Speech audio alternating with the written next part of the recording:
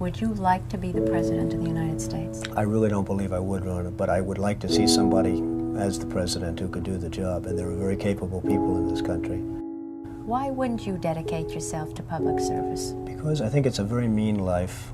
I would love and I would dedicate my life to this country, but I see it as being a mean life, and I also see it as somebody with strong views and somebody with the kind of views that are maybe a little bit unpopular, which may be right, but may be unpopular, wouldn't necessarily have a chance of getting elected against somebody with no great brain but a big smile. This sounds like political presidential talk to me, and I know people have talked to you about whether or not you want to run. Would you ever?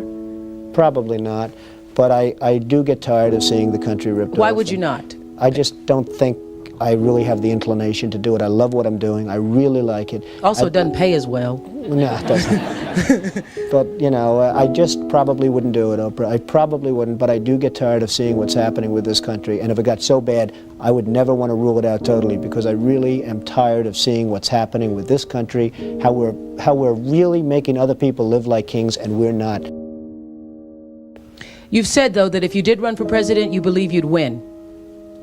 Well, I don't know. I think I'd win. I tell you what, I wouldn't go in to lose. I've never gone in to lose in my life. And if I did decide to do it, I think I'd be inclined, I would say that I would have a hell of a chance of winning, because I think people, I don't know how your audience feels, but I think people are tired of seeing the United States ripped off. And I can't promise you everything, but I can tell you one thing: this country would make one hell of a lot of money from those people that for 25 years have taken advantage. It wouldn't be the way it's been, believe me. But you might be classified as an Eastern Republican. Fair? Well, I guess you could say that, yes. Which means kind of a Rockefeller, Chase Manhattan Republican? I never thought of it in those terms. How do you define it? Are you a Bush Republican? No, I think I'm really, the people that I do best with are the people that drive the taxis. You know, wealthy people don't like me, because I'm competing against them all the time, and they don't like me, and I like to win. The fact is, I go down the streets of New York, and the people that really like me are the taxi drivers and the workers, etc., etc. I mean, I really get a great response. Why are you a Republican? I have no idea. I mean, I am a Republican because I just believe in certain principles of the Republican Party.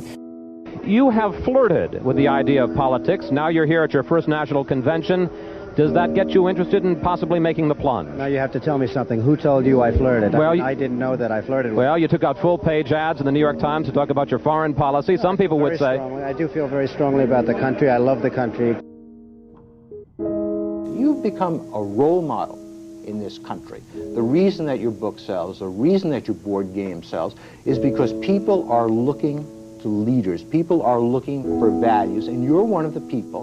And it's no... You may dismiss it, but people are talking about, you know, Donald Trump for president. What they're really talking about is Donald Trump, show us the way. Be the true white hat. I'm, again, somebody that has a good instinct financially. I have had historically. I've followed markets. I've been going in the right direction, whether it's New York real estate or stocks or whatever. I know from a common sense financial standpoint that something has to burst. When a country is losing billions and billions and billions of dollars a year, and when other countries are making hundreds of billions of dollars, something is going to burst, and it's going to start here. I know it. It's a question of when. To me, it's not a question if, it's a question of when. And unless we're going to solve our problem, and the problem is caused by our allies, unless we're going to solve that problem, this country is in very, very big trouble. And I'm not talking recession kind of trouble, I'm talking depression kind of trouble. Would you really like to take over and run the country as you have run your organization? I would much prefer that somebody else do it. I just don't know if the somebody else is there. I don't know if we have the kind of advocate that you need. We need major surgery. This country needs major surgery. Are you the surgeon? I think I do a fantastic job, but I really would prefer not doing it. Are you saying you will take it only if drafted? No, I'm not saying that. I'm saying that I hope that somebody comes along who can be an advocate, and I think that somebody will be so popular, But you haven't seen he or she will be the most, but I don't see it now. I wish that person were there. But again, I do know one thing. It's not a question. This country is losing hundreds of billions. It's not a question if, it's a question when. I have never understood how this is possible. I have never understood how somebody throughout this country didn't sue the United States government and have that overturned. I mean, you had people, investors, investing over a 10-year period for under a set of conditions. And this is, as I was talking before, playing the game. We're all playing by a certain set of rules. The rules were changed for the government, but they weren't changed for us. I mean, it was an incredible circumstance that happened. And people went bust by the hundreds of thousands, and I hope you weren't one of them in terms of that, but obviously you know a lot of people that were. They changed the rules on taxes, and you have some incredible situations where people guaranteed personally a stream of payments to be paid over a 10-year period based on a stream of tax benefits for perhaps a very good job, like a low-income housing development. Nothing wrong with that, a very positive thing. And after 2 years, they got wiped out with the taxes, and yet they still owed all of this money. And many of these people, most of these people, had to declare bankruptcy. They couldn't pay it. I deal with foreigners all the time. I deal with foreign leaders all the time. I know many of the foreign leaders probably better than a lot of the so-called candidates that are running on the Republican and Democratic tickets. I think I'd get along very well with them. And I think you'd have a lot less gridlock in Washington if I decide to do this and if I won. You know, nobody talks about the soldiers that are coming back with no arms and no legs. And I saw at Mar-a-Lago on Mondays, I make Mar-a-Lago my club that you know about. In Palm Beach. I make that twice now. On a Monday, I let returning Iraqi injured soldiers come to the premises. The most beautiful people I've ever seen, but they're missing arms and legs. They're with their wives, sometimes they're with their girlfriends, and the tears are coming down the faces of these people.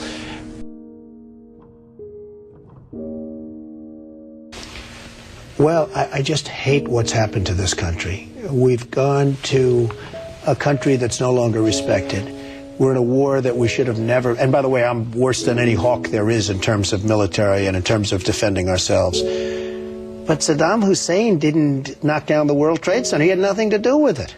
And there were no weapons of mass destruction. The other day, the head of 3M said that President Obama is anti-business. Do you get the same feeling that he does? Well, I don't know that it's anti-business or he just really doesn't know exactly what to do. And I'm afraid it probably is the second thing. I don't see him necessarily as anti-business. I think that he is not sophisticated in the ways of business. He hasn't dealt with the people that you've dealt with and that I've dealt with. I deal with China, as an example, a lot. It is never easy. And I've made some very big deals with the Chinese. I've come out on top. I've come out in great shape. I sell apartments to Chinese people. I get along great with them. It's not like, you know, anti-China. I just think it's ridiculous that we allow them to do what they're doing to this country with the manipulation of the currency that you write about and understand, and all of the other things that they do. And frankly, if I were them and if I could get away with it, I take my hat off to them, frankly. They do get away with it. And I hire companies all the time, and it's so hard for our companies to compete against Chinese companies. I mean, these companies have such an advantage, whether it's glass for a curtain wall or whether it's, and you use the term because you know what's happened, sheetrock. I mean, they used to give us sheetrock, just give it.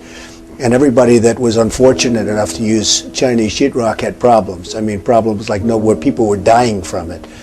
The good news, Steve, our product is much better, but with the manipulation of their currency, it's very, very, very hard for our companies to compete.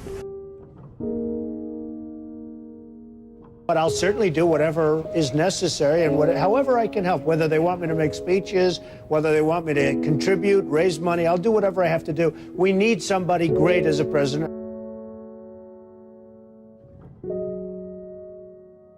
I know that you were mentioning that Aaron and I did a kind of an interesting video not that long ago in August about how things have fallen apart. But at that point, the only people who were saying it were us and you. I was saying it a long time ago. And frankly, they're talking about 50 basis points. I think you should drop it a point, a full, solid 100 basis points, and just sit back and see. And I was actually looking at somebody, a gentleman from Goldman Sachs was saying 175. So that's going to be interesting. But I think that's ultimately going to be happy. And it would be nice if Ben could get now ahead of the curve instead of always being behind the curve. He's behind the curve. Say what you want about Alan Greenspan. He was always slightly ahead of the curve. And that was always brilliant. And he had this incredible reputation. I think Ben has to get a little bit ahead of the curve. He has to do something dramatic. And I really think what he should do is surprise the hell out of everyone and do it 100, and let's see what happens. That would be big. Any politician, do you think, has the pulse? Anyone running for president has the pulse of what you know about the economy? Well, the biggest problem is something I never hear about. I told you about it once. Every time they lower interest rates, the cartel, because I call it a cartel, the illegal monopoly, raises oil prices, okay? So the monopoly, because that's all it is, it's a total illegal monopoly. If businesses ever formed OPEC, everybody would be put in jail. Here they are, and every time a country hits oil, they're invited in to the cartel, okay? It's a disgrace. So what happens is every time interest rates go down, oil prices go up, and it's the same number. I mean, practically the same money. So they lower it, they raise it, they lower it, they raise it. Now you have oil that's close to 100, going to be over 100, and nobody in this country calls and says, get that damn oil price down. You get it down.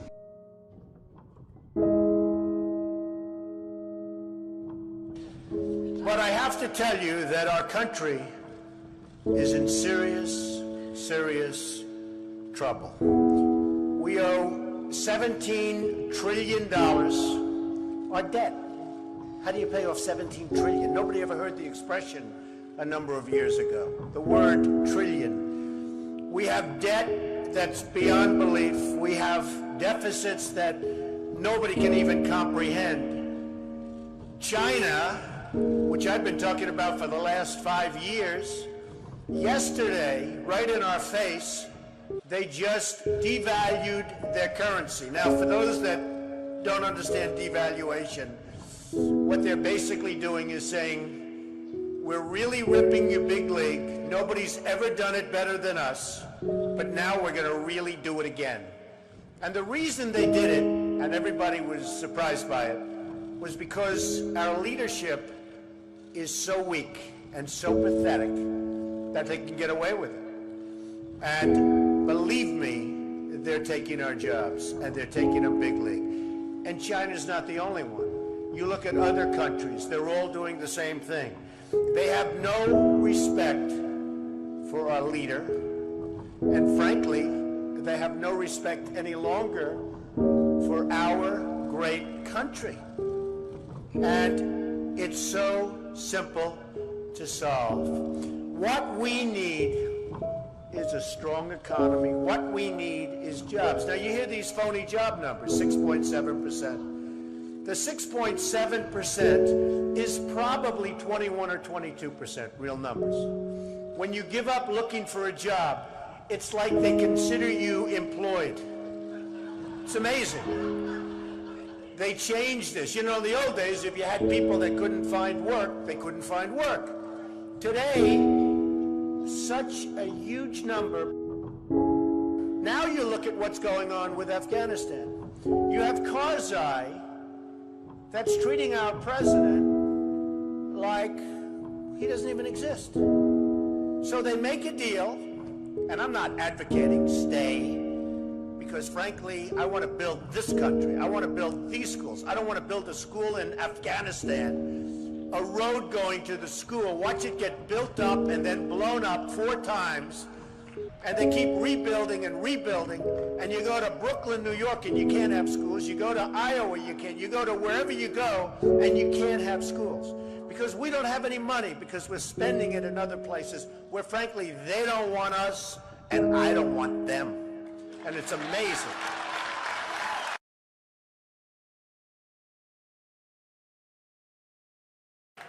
Our country is in serious trouble. We don't have victories anymore.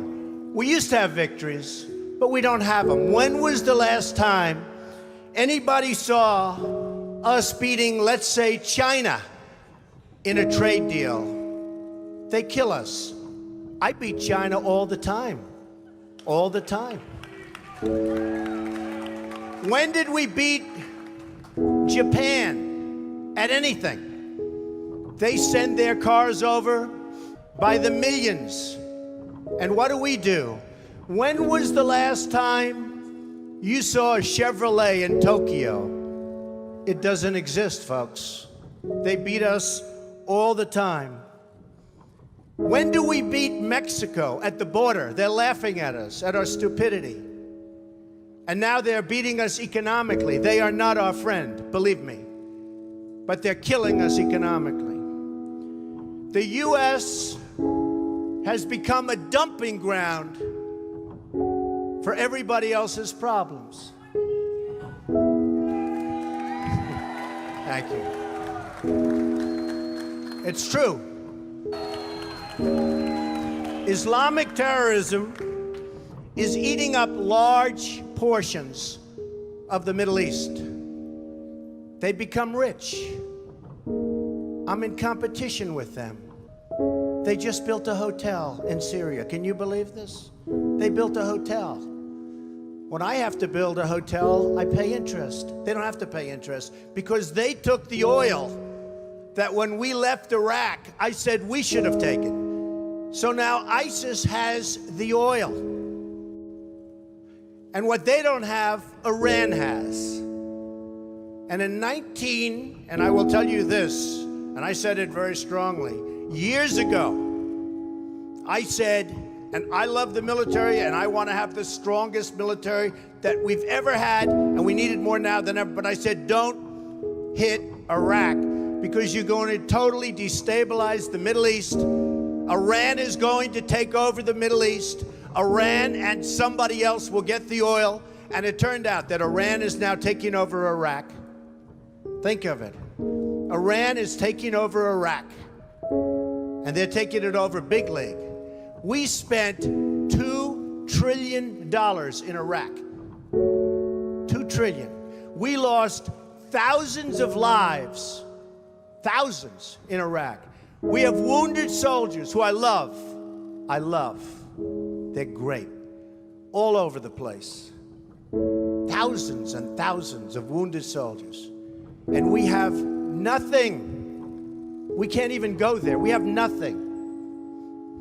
And every time we give Iraq equipment, the first time a bullet goes off in the air, they leave it.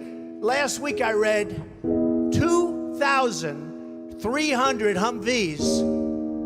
These are big vehicles were left behind for the enemy. 2,000, you would say maybe 2, maybe 4.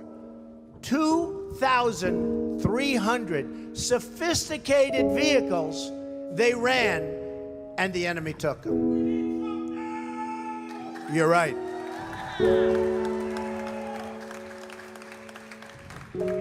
Last quarter, it was just announced, our gross domestic product, a sign of strength, right?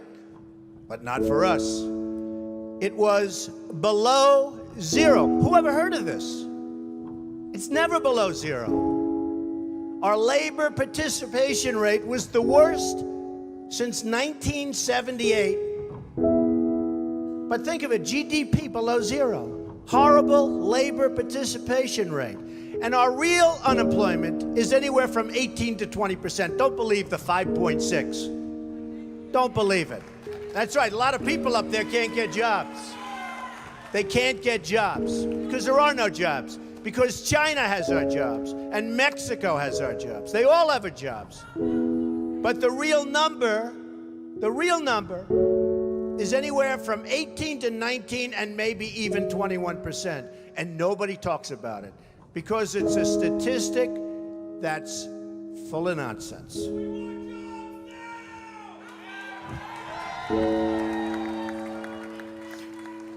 Our enemies are getting stronger and stronger by the day, and we as a country are getting weaker.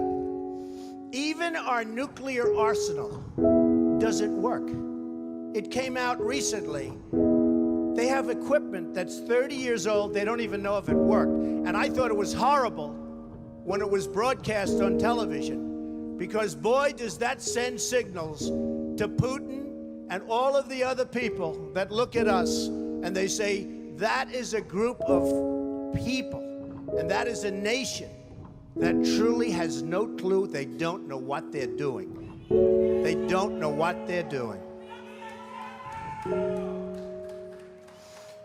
We have a disaster called the big lie, Obamacare. Obamacare. Yesterday it came out that costs are going for people up 29, 39, 49, and even 55%. And deductibles are through the roof. You have to get hit by a tractor, literally a tractor, to use it. Because the deductibles are so high, it's virtually useless. It is a disaster. And remember the $5 billion website. $5 billion we spent on a website. And to this day, it doesn't work. A $5 billion website. I have so many websites. I have them all over the place. I hire people. They do a website. It costs me $3. $5 billion website. I have so many websites. I have them all over the place. I hire people. They do a website. It costs me $3. $5 billion website.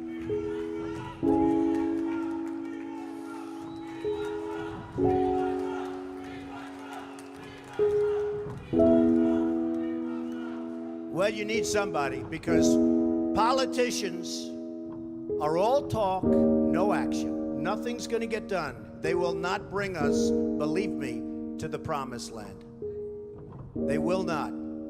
As an example, I've been on the circuit making speeches, and I hear my fellow Republicans, and they're wonderful people. I like them. They all want me to support them. They don't know how to bring it about. They come up to my office. I'm meeting with 3 of them in the next week, and they don't know. Are you running? Are you not running? Could we have your support? What do we do? How do we do it? I like them. And I hear their speeches. And they don't talk jobs, and they don't talk China. When was the last time you heard China's killing us? They're devaluing their currency to a level that you wouldn't believe. It makes it impossible for our companies to compete.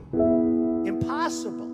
They're killing us. But you don't hear that from anybody else. You don't hear it from anybody else. And I watch the speeches. Thank you. I watch the speeches of these people, and they say, the sun will rise, the moon will set, all sorts of wonderful things will happen. And people are saying, what's going on? I just want a job. Just get me a job. I don't need the rhetoric. I want a job. And that's what's happening. And it's going to get worse, because remember, Obamacare really kicks in 2016.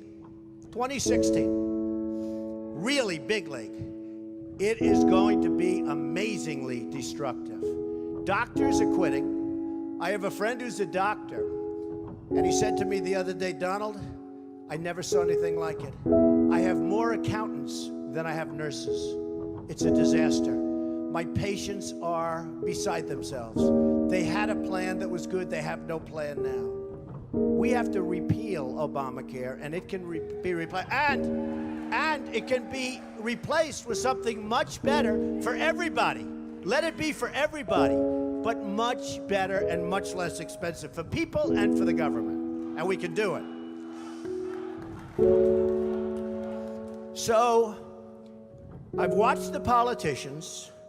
I've dealt with them all my life. If you can't make a good deal with a politician, then there's something wrong with you. You're certainly not very good. And that's what we have representing us. They will never make America great again. They don't even have a chance.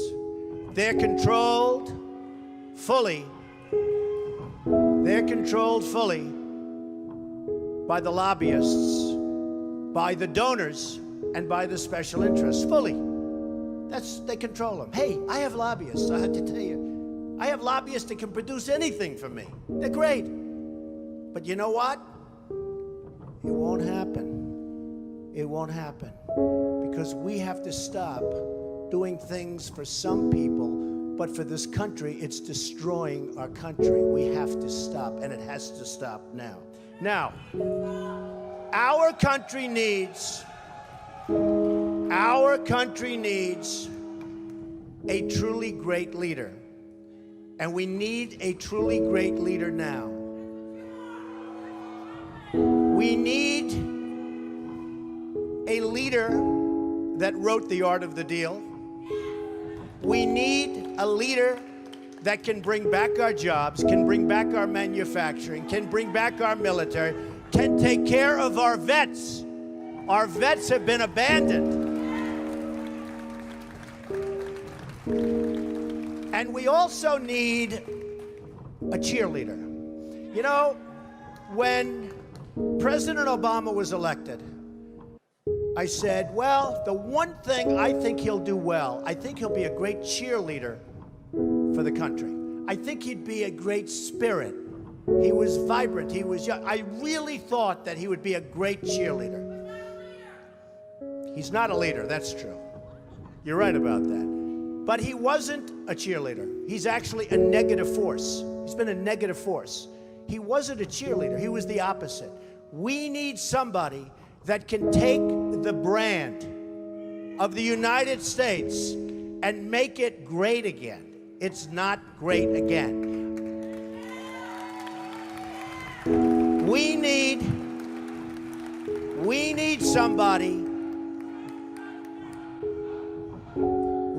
somebody that literally will take this country and make it great again. We can do that. And I will tell you, I love my life. I have a wonderful family. They're saying, Dad, you're going to do something that's going to be so tough. You know, all of my life I've heard that a truly successful person, a really, really successful person, and even modestly successful, cannot run for public office. Just can't happen. And yet that's the kind of mindset that you need to make this country great again. So, ladies and gentlemen, I am officially running for President of the United States, and we are going to make our country great again.